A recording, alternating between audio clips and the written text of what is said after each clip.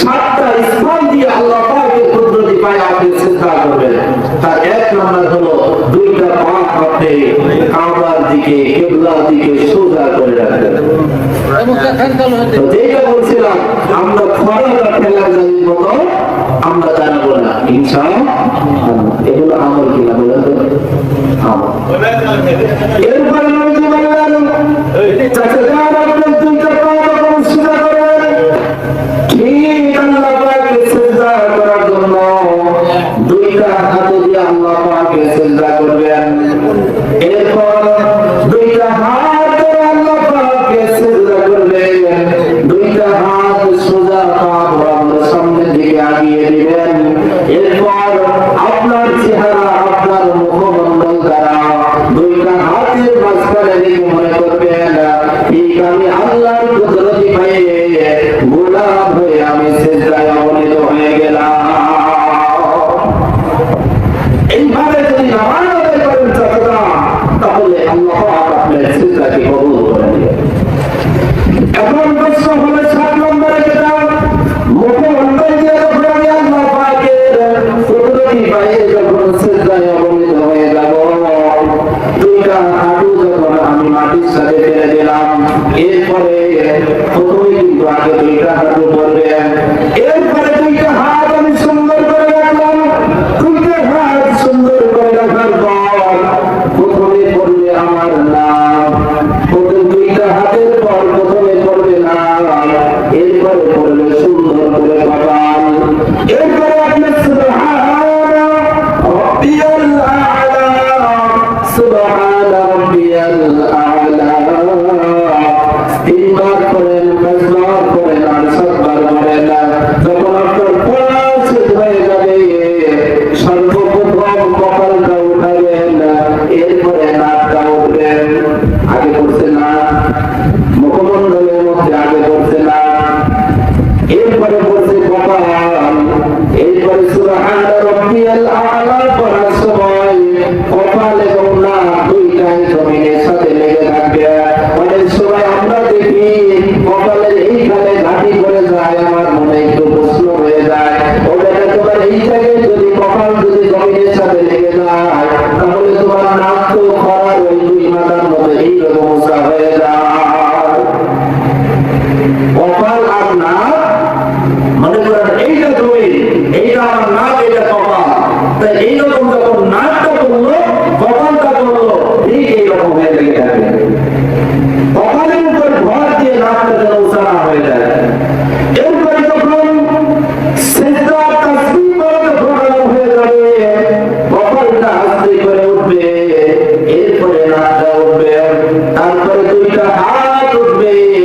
দুইটা হাত হাঁটুর উপর রেখে ভর করে আমি যখন দাঁড়িয়ে যাব, তবে যারা অসুস্থ আছে মুরব্বী হয়ে গেছে, উঠতে পারেন না, ধরা ছাড়া বসতে পারেন না, ধরা ছাড়া উঠতে পারেন না, তাদের কথা কিন্তু সুস্থ মানুষ আমাদের মতো মানুষ তাদের জন্য এইরকম ছাড়া তাদের সিজদা হবে না।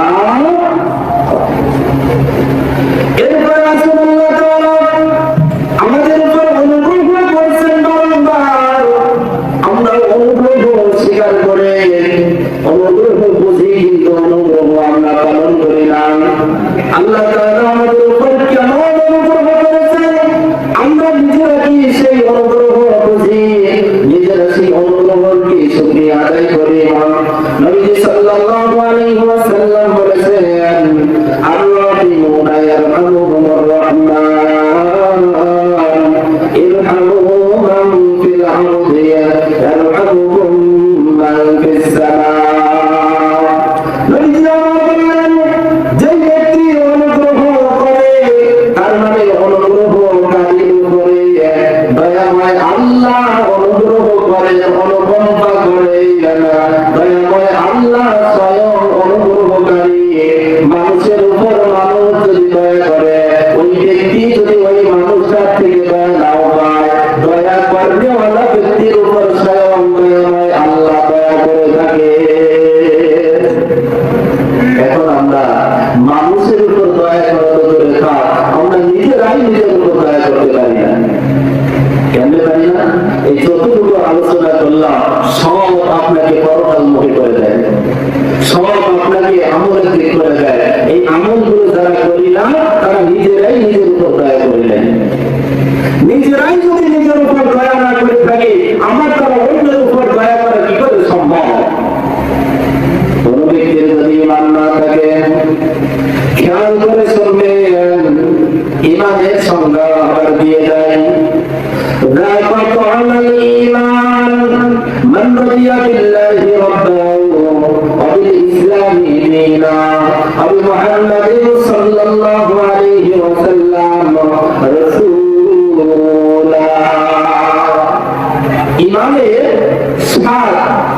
ইমানের স্বাদ ওই ব্যক্তি পেয়েছে নবী সাল্লাল্লাহু আলাইহি ওয়াসাল্লাম স্পষ্ট করে দিয়েছেন আমার আপনার জন্য বিষয়গুলো সহজ করার জন্য।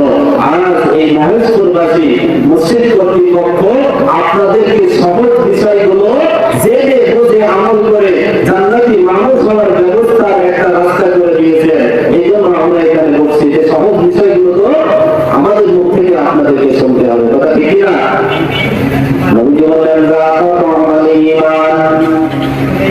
ওই ব্যক্তি ইমানের সাথ দিয়েছেন। দেখেন আমরা যে কাজ করি তার তৃপ্তি কিন্তু আমরা লাভ করি। কোন ব্যক্তি আবার করতে খুব পছন্দ করে, তার মানে ওইটাতেও সাথ পেয়েছে, মজা পেয়েছে।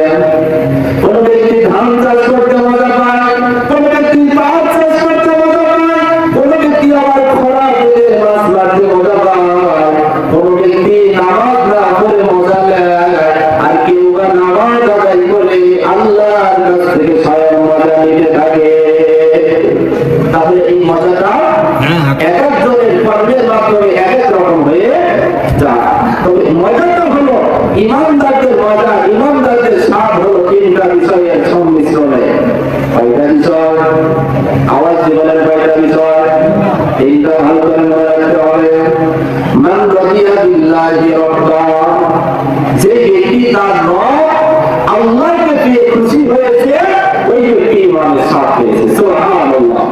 এখন বলেন তো দেখি, যে ব্যক্তি আল্লাহ, আমরা জবান দিয়ে যতই বলি, বাস্তবতা যদি আমার মধ্যে না থাকে তাহলে আমি মজাও পাই না। আল্লাহকে আল্লাহ বলে রব হিসাবে, প্রতিপালক হিসাবে, সৃষ্টিকর্তা হিসাবে আমিও মানি না, এইটাই আমার দ্বারা প্রমাণিত হয়ে যাবে যে আল্লাহ আমাকে সৃষ্টি করেছেন, করার পর তিনি এখন আমাকে ভালো রাখেন, রিজিকের ব্যবস্থা করেন, সুস্থ রাখেন, দৈনন্দিন জীবনে যা কিছু চাই তাও পাই, যা চাই না তাও পাই। এর নাম হলেন প্রতিপালক, তিনি হলেন রব। এখন এই রবকে আমরা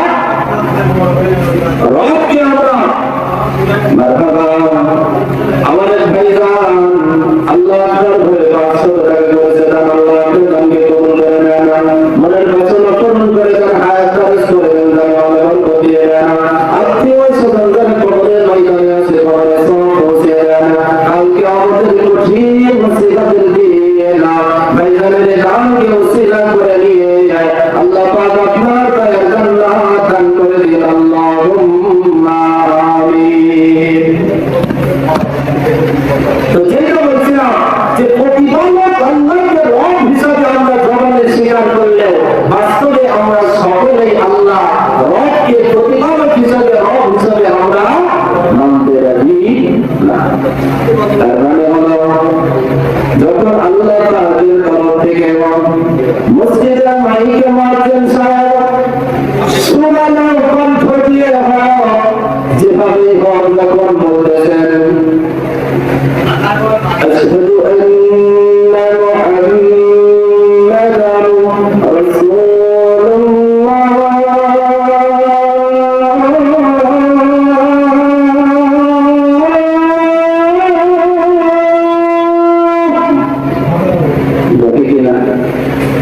তার মানে এখন কি করতে হবে বলেন তো?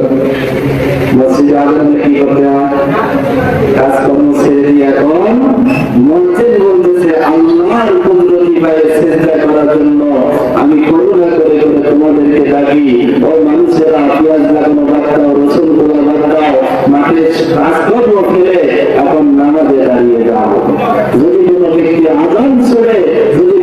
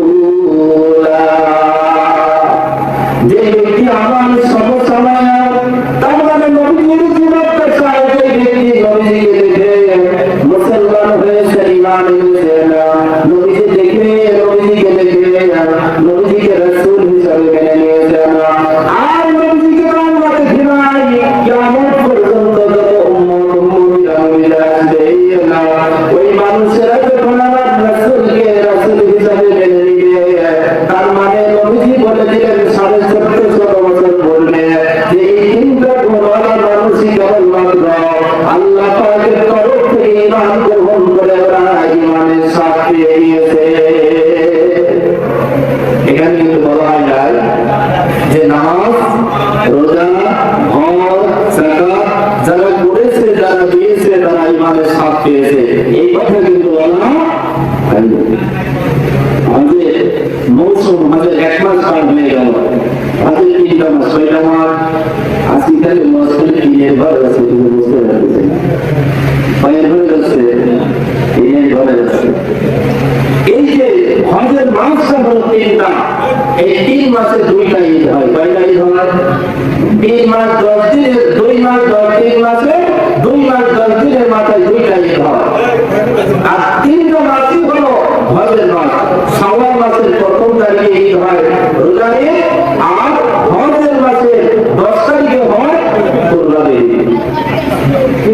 এই যে হজের মাস, গত রাত্রে আগের রাত্রে হাজি সাহেব বাংলাদেশ থেকে প্রথম ফ্লাইট নিয়ে চলে গিয়েছে। হাজি সাহেব বলেন কথা নবীজি আমার বলেছেন হাদিস শরীফের মধ্যে, হাজি সাহেব ওই হজের মাস এসে বলে হাদিসটা মনে করে গেল, ইয়াতি আলান নাসি জামানুন ইয়াহুজ্জুনা লিবাইতিল্লাহ, মানুষের উপরে এমন একটা সময় আসবে, এমন একটা যুগ, এমন একটা কাল আসবে যখন মানুষেরা হজ করবে, হজ করবে ঠিক, কিন্তু ওই হজ আল্লাহর দরবারে করবে না। কথা বলেছেন কে? মুহাম্মদ রাসূলুল্লাহ সাল্লাল্লাহু আলাইহি ওয়াসাল্লাম। এখানে যারা হজ করেছেন, আমাদের আজকে এখানে দ্বিতীয় বক্তা ভাইজান হজ করেছেন।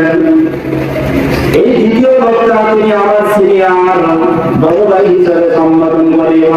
আর প্রধান বক্তা হলো আমার মামা, তার মানে আমার নানির বাড়ি যেখানে, মামার বাড়ি সেখানে।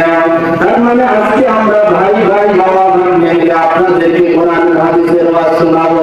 মারহাবা, বলে বলেন মারহাবা। এই কথাটা আমি এই কারণে বলছি যে মানুষের আমরা হজ করি না, হজ যেই ব্যক্তির উপর ফরজ হয়ে যায়, ওই ব্যক্তির উপর যদি যাকাত ফরজ হয়ে যায়, যাকাত আদায় না করে যদি হজ করতে যায়, ওই টাকার যাকাত যদি না দিয়ে যায়, ওর হজ হবে না। হজ হবে?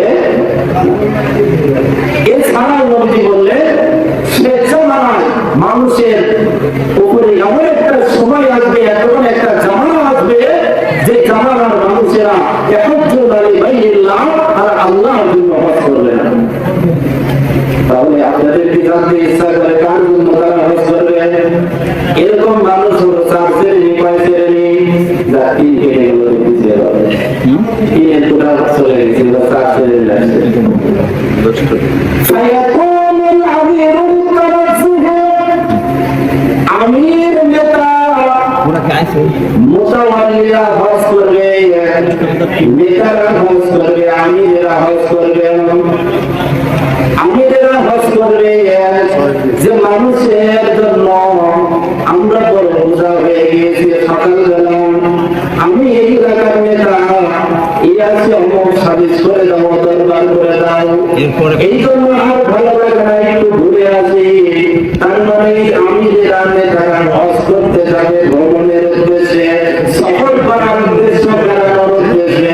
এই যে বলে না ঈদের পরে অমুক জায়গায় বেড়াতে যাব, তার মানে এর টাকা আছে, এই জন্য মনে করে এখানে আর ভালো লাগছে না, একটু সময় কাটিয়ে আসে। ও আল্লাহর জন্য হজ করে না, ও ক্লান্তি দূর করতে যায়। 2 নম্বর ব্যক্তি হলো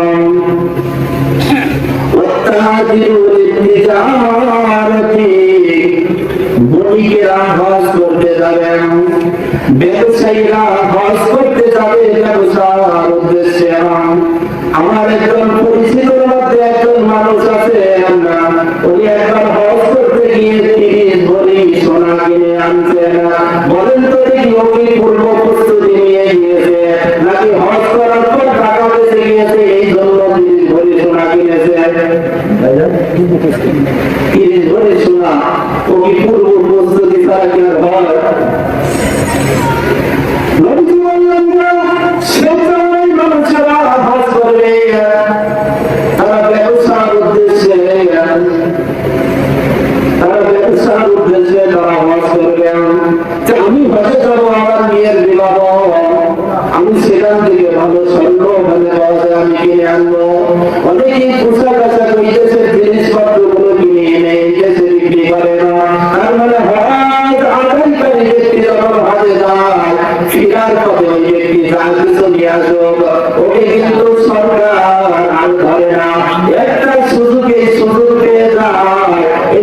ওইটাই সৎ কাজে তারা ব্যবহার করে। তাহলে এই নাম্বার হলো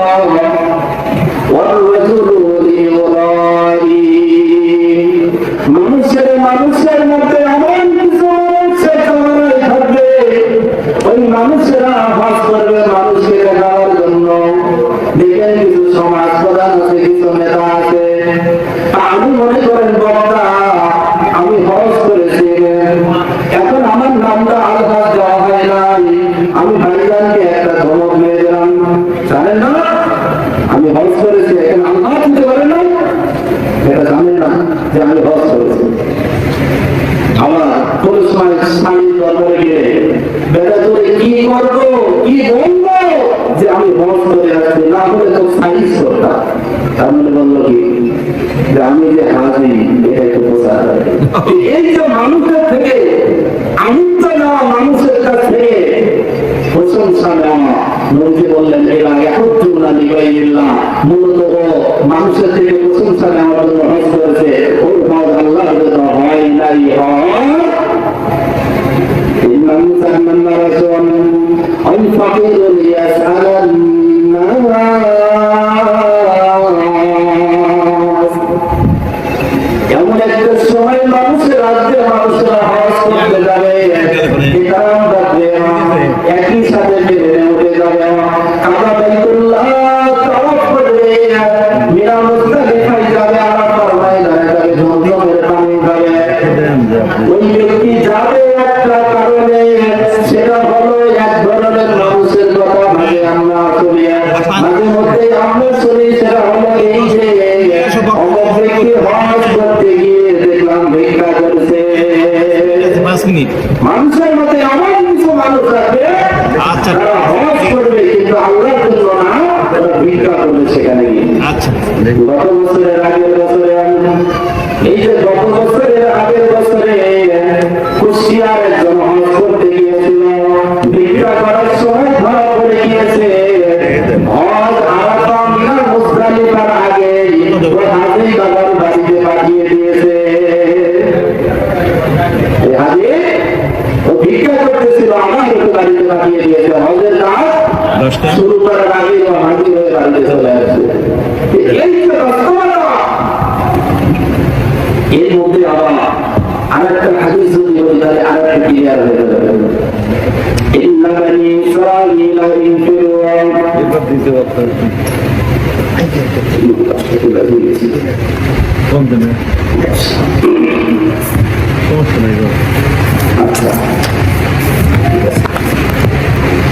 সম্মানিত ভাইরা, এখন আমাদের বাংলাদেশ শুধু নয়, পৃথিবীর বুকে প্রত্যেকটা রাষ্ট্রে দুর্ভিক্ষ চলছে।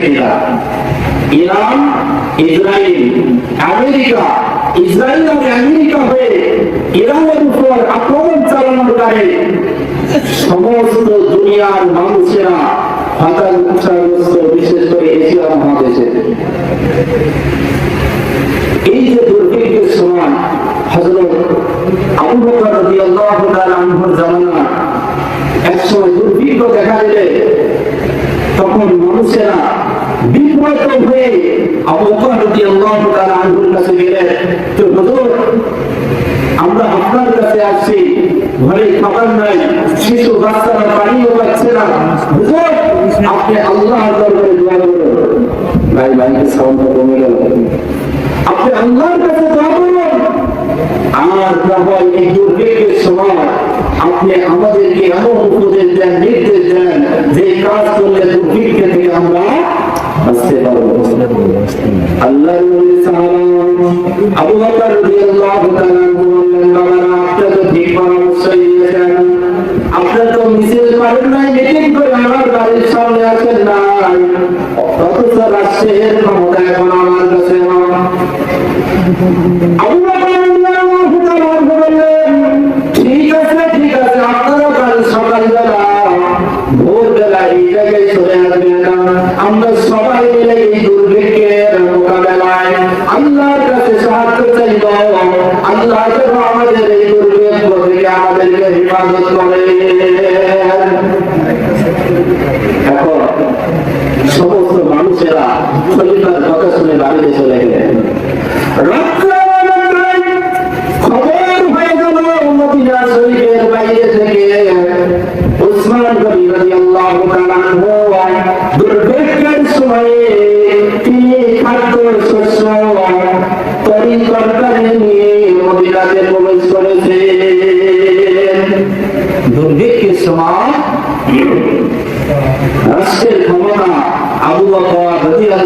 আনহু খাদ্য নিয়ে প্রবেশ করলেন তৃতীয় খলিফা উসমান রাদিয়াল্লাহু তাআলা।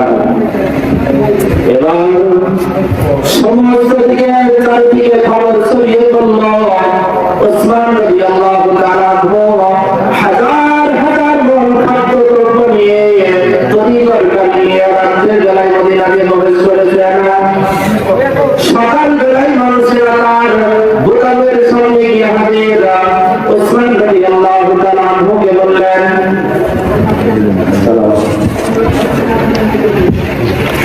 আপনার সময় যদি নাম বলি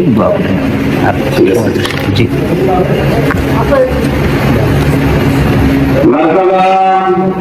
আমার জহুরুল ইসলাম ভাই দান করেছে 500 টাকা। আল্লাহ করবেন না সওয়াব থেকে ভাগা, আল্লাহ দিয়া দেন মক্কা মদিনার দেখা। আত্মীয় স্বজনরা কবরের ময়দানে ঘুমিয়ে আছে, তাদের কবরের সওয়াব পৌঁছে দেন। আল্লাহুম্মা আমিন। আব্দুল হালিম মহেশ্বর বাড়ি এক জোড়া কবিতা 200 টাকা, একটা কবুতর আর 200 টাকা করেছে দান। আল্লাহ আপনি ভাইজান মেহেরবান দানকে কবুল করে নেন। মনের বাসনা পূরণ করে দেন। আত্মীয় স্বজন যারা কবরে শুয়ে আছে তাদের কবরে সওয়াব পৌঁছে দেন। আব্দুল আজিজ ভাইজান 100 টাকা করেছে দান। আল্লাহ করেছে বাপের পেটের মতো দান। আল্লাহ আপনি ভাইজান মেহেরবান আরো বেশি করে দান করার তৌফিক দিয়ে দেন। আল্লাহুম্মা আমিন। মুজাহার মৌলভী ছোট ভাই, মুজাহার মাওলানা ছোট ভাই 100 টাকা দান করেছে। আল্লাহ তাআলা দানকে কবুল করে নেন। সাইদুল ইসলাম মহেশ্বর বাড়ি 500 টাকা করেছে দান। আল্লাহ আপনি ভাইজান মেহেরবান দানকে কবুল করে নেন। আত্মীয় স্বজন যারা কবরে বেশি হয়ে গিয়েছে কবরে সওয়াব পৌঁছে দেন। আল্লাহুম্মা আমিন।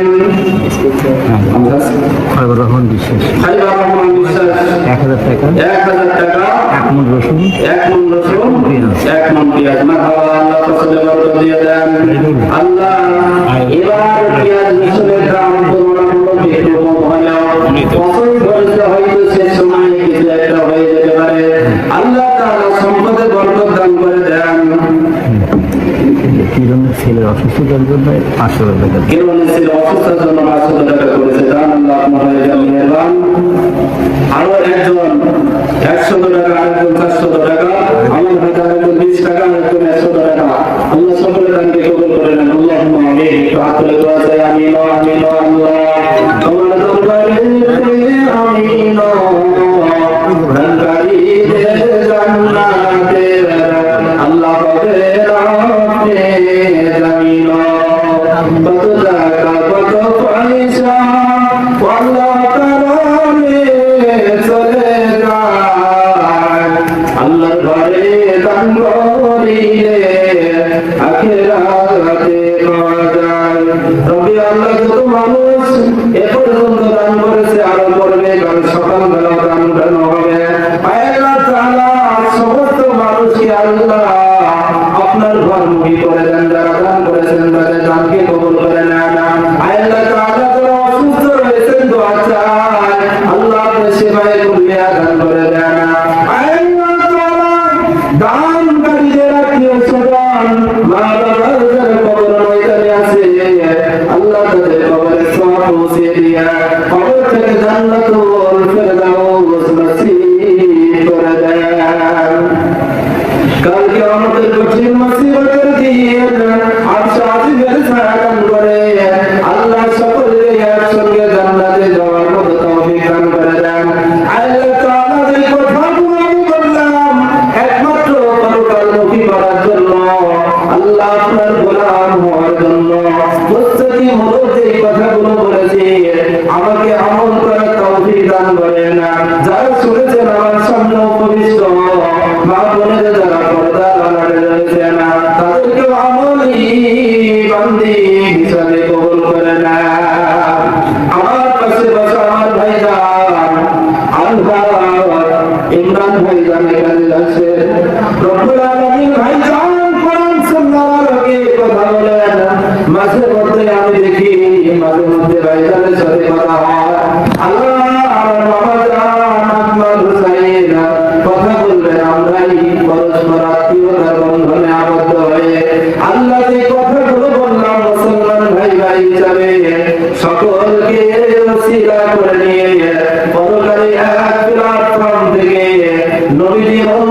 হিসাবে কবুল করে দিয়ে জান্নাতে যাওয়ার তৌফিক দান করে দেন আল্লাহ।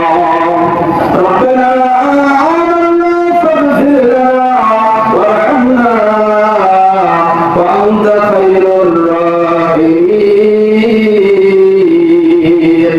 রব্বির আনহুমা কামা রাব্বায়ানি সগীরা। সুবহান রাব্বিকা রাব্বিল ইজ্জাতি আম্মা ইয়াসিফুন ওয়া সালামুন আলাল মুরসালিন ওয়ালহামদুলিল্লাহি রাব্বিল আলামিন। লা ইলাহা ইল্লাল্লাহু মুহাম্মাদুর রাসূলুল্লাহ